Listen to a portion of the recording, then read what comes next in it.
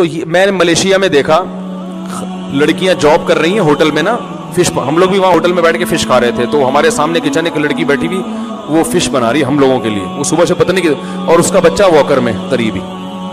میں نے کہا ان کمبختوں کو دیکھو، جو عورت گھر میں صرف اپنے شوہر اور بچوں کے لیے فش پکائے یہ ظلم ہے، اس کو کہتے ہیں قید خانے میں ڈال دیا. اور جو بیچاری بچہ بھی پال رہی ہے اور وہ بچہ تھوڑی تھوڑی میں روتا تو واکر ہلاتی، اور صبح سے سینکڑوں لوگوں کے لیے فش بنا چکی ہے، یہ آزادی ہے. یہ کیا ہے؟ یہ ظلم نہیں ہے عورت کے اوپر؟ او بھائی اس کو آرام سے بولو، تم گھر میں بیٹھو، تم بچے پالو، فش پکانا اور کھلانا کس کی ذمہ داری ہے؟